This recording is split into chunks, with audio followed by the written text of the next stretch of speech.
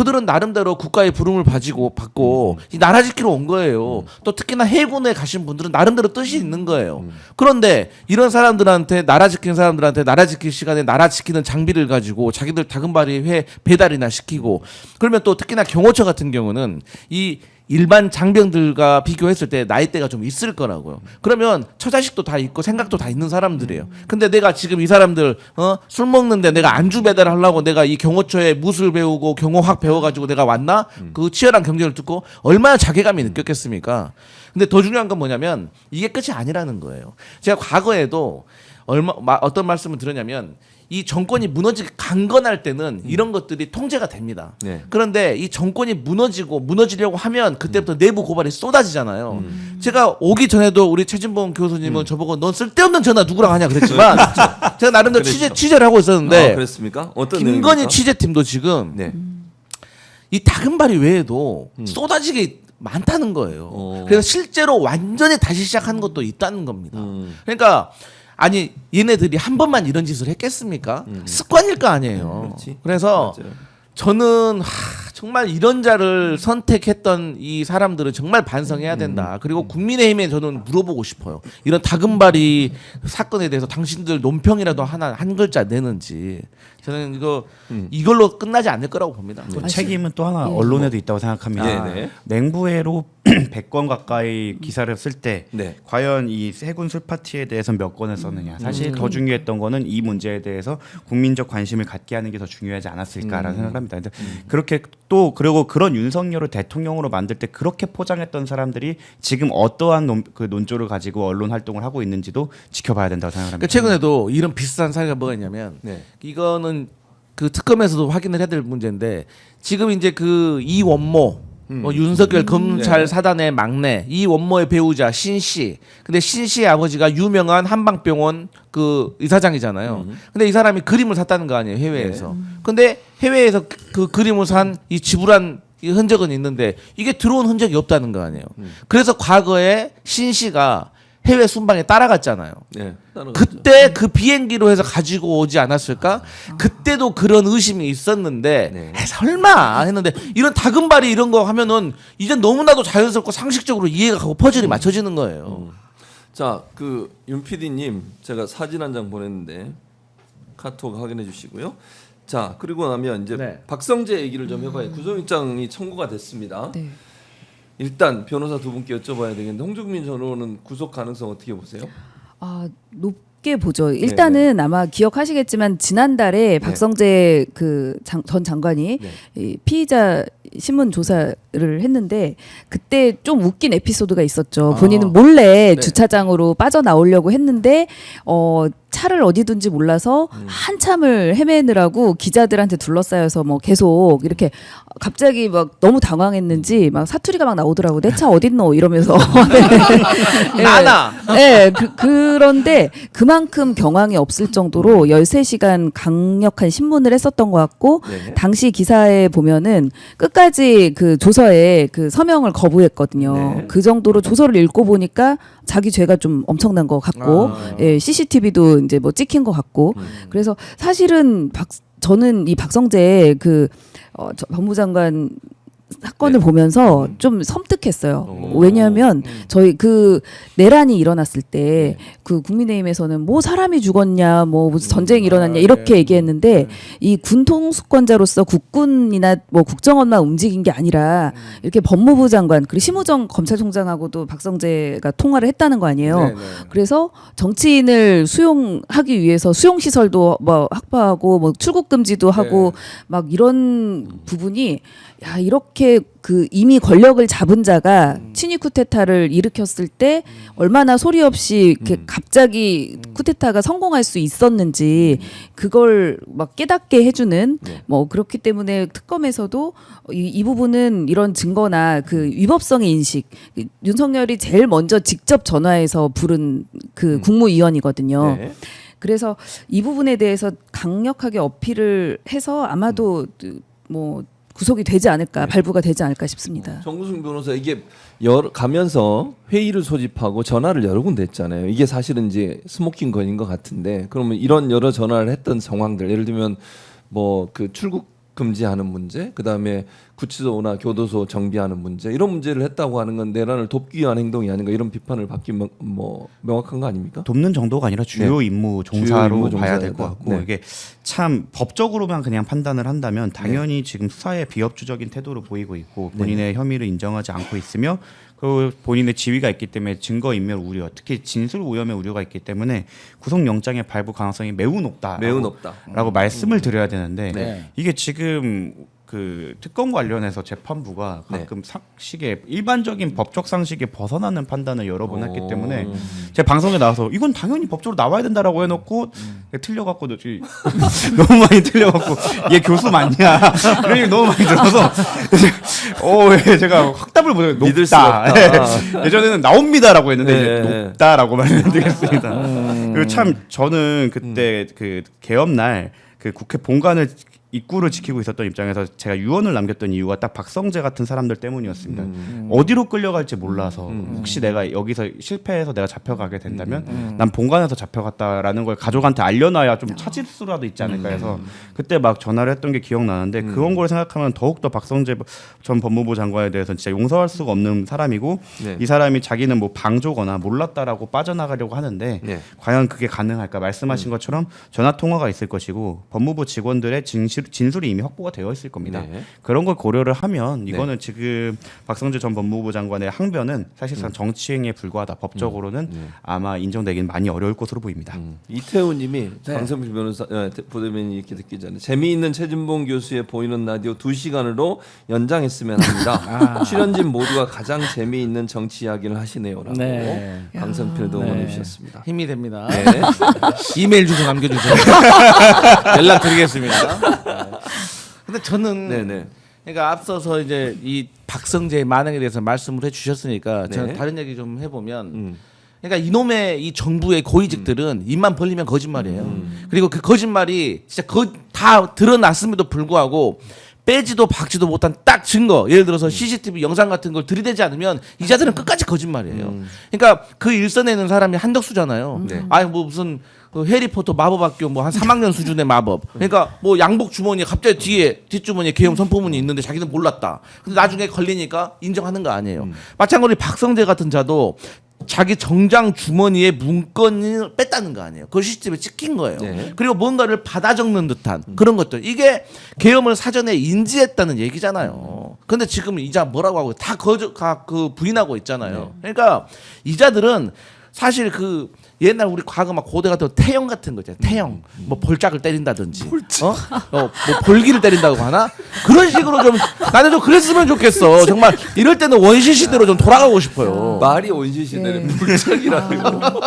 아 근데 박성재 장관이 자기도 그 이게 심각한 죄인지는 그 순간적으로 알았던 것 같아요. 그러니까 그 계엄 직후에 12월 11일 날, 그러니까 일주일 뒤에 본회의장에 불려왔어요. 그때 국무위원들이 그때 뭐라고 질문을 받았냐면, 윤석열 변호인단에 합류할 겁니까? 이렇게 질문했을 때 약간 순간적으로 제 코가 석자입니다 이렇게 했거든요. 네, 맞아요. 본인이 죄가 있다는 걸 알고 있었던 거예요. 네. 맞아, 인식하고 있었다. 네. 맞아.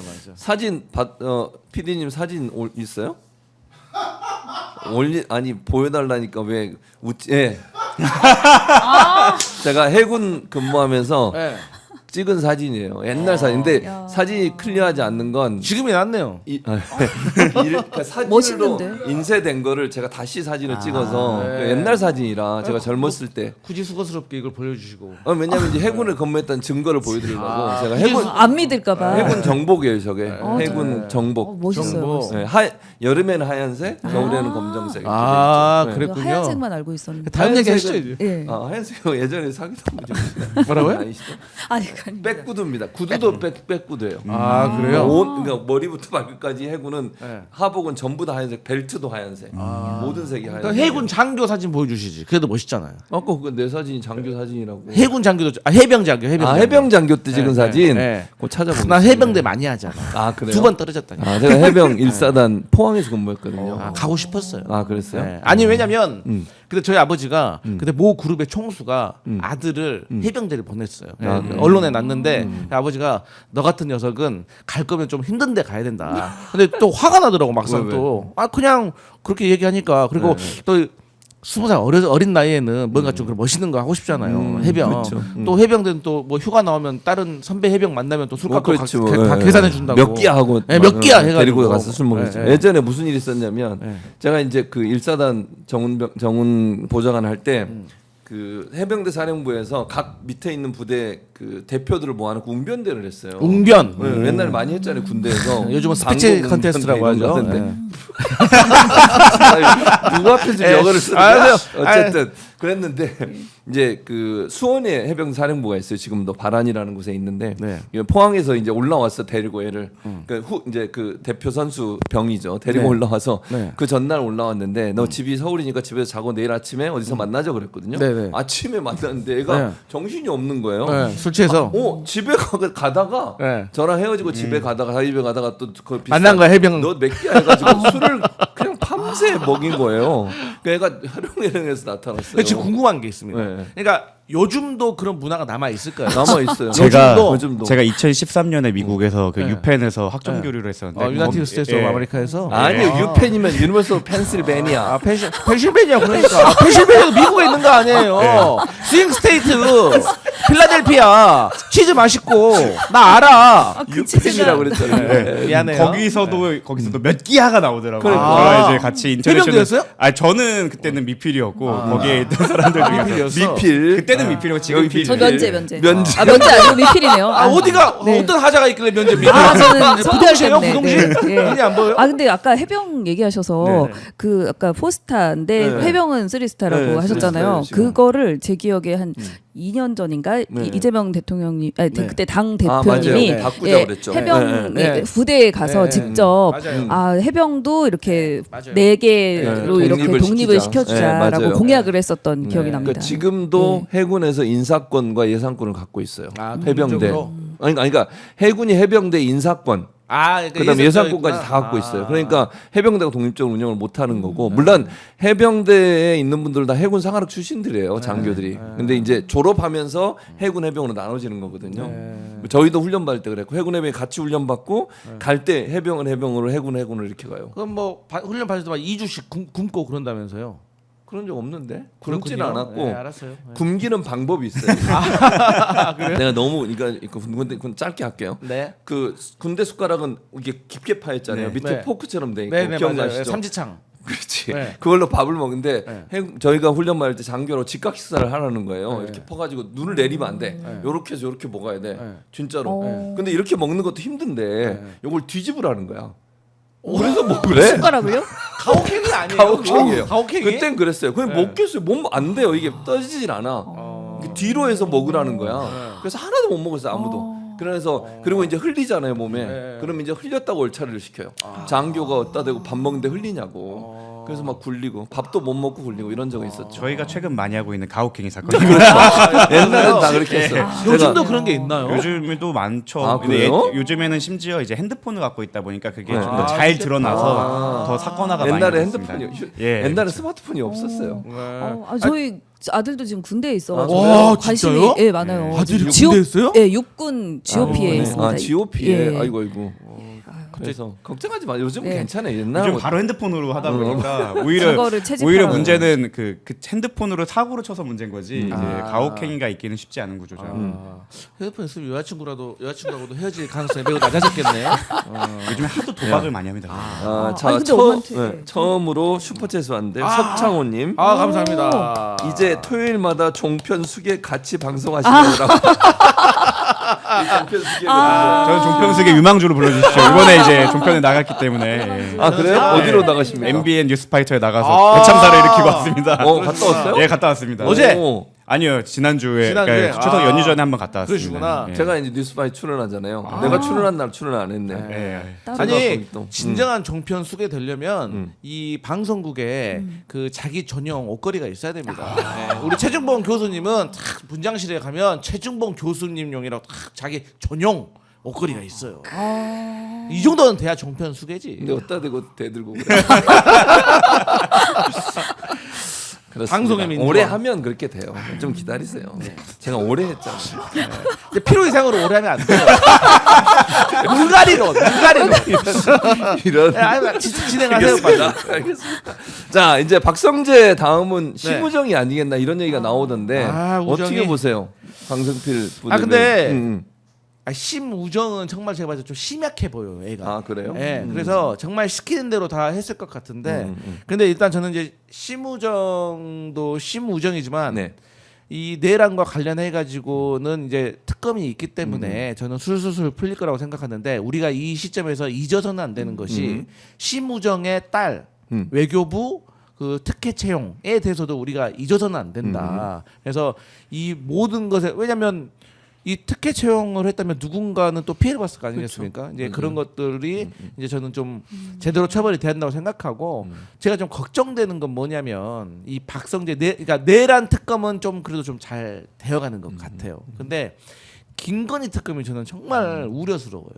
그러니까 이 우려라는 것이 너희들 네. 못하고 있으니까 잘해라가 아니라 너무 양이 많은 것 같아서 저는 좀 이렇게 정리를 좀 해야 될 필요가 있는 것 같다라고 생각하고, 네. 그 차면서 우리 이따 좀 얘기할 것 같지만 양평 고속도로 저는 이 문제에 대해서 저는 네. 왜냐하면 제가 자주 말하는 거지만 김건희가 뭐 목걸이를 받았고 뭘 받았고 다금바리를 먹고 이런 것들은 이제 개인에 관련된 이 비위 문제지만 이 양평 고속도로 같은 경우는 이 국가적인 사업이잖아요. 1조 6천억 원이 들어가는 거고, 이 수건 사업일 때 이런 걸 빨리 해결해야 되지 않을까. 저는 그래서 심우정, 박성재도 물론 중요하지만 네. 이 원희룡 같은 자들도 빨리 맞아요. 소환해서 중요하지. 저는 구속영장 신청해야 한다고 봅니다. 일단 심우 그걸 다 네. 네. 심우정은 네, 특히 네. 지금 사람들이 뭐 기억을 또 못할 수 있지만 그 구속 취소 사건에서 네, 네. 사실은 그 즉시항고 하라고 맞아요. 법원에서도 얘기를 하고 그 모든 사람들이 당연히 맞아요. 해야 될 일을 맞아요. 안 한 거예요. 일부러 네. 윤석열 구속을 풀어주려고. 네, 네, 네. 그래서 그런 부분도 사실은 직위원이 그 구속 취소를 하고 네. 심우정이 그 즉시항고를 안 하고 이런 부분에 있어서 완전 연합작전으로 윤석열을 이렇게 풀어준 네. 상황이라 이런 것도 명확하게 조사가 돼야 된다고 생각합니다. 네, 현실적인 측면을 봤을 때 심우정을 내란 특검에서 구속시키기는 쉽지 않을 겁니다. 네. 수사를 하는 입장에서는 그 심우정에 관한 진술을 해줄 수 있는 사람이 사실 박성재와 그 심우정의 지시를 받은 검사들인데 네. 그거에 대해서 진술을 받아내기가 쉽지 않을 거다. 그래서 심우정을 만약에 구속시킨다면 네. 그건 김건희 특검이 돼야 되고, 근데 그것도 저는 약간 회의적으로 보는 게, 사실 김건희 특검에 저는 뭐 말씀하신 대로 너무 양이 많아서 어렵겠지만 사실 뭐 성공 여부를 그 판단하는 기준은 네. 기존 수사기관에 대한 수사까지 넘어갈 수 있느냐입니다. 왜냐하면 김건희 특검이 출범한 취지 자체가 기존에 있던 검찰이 그 수사를 못했기 때문에 특검이 나온 거거든요. 네. 그럼 지금까지 묻어줬던 거를 사실 처벌을 해야 사실 마침표가 찍힌다고 보는데 그 마침표는 그리고 심우정이 될 거라고 생각을 하고요.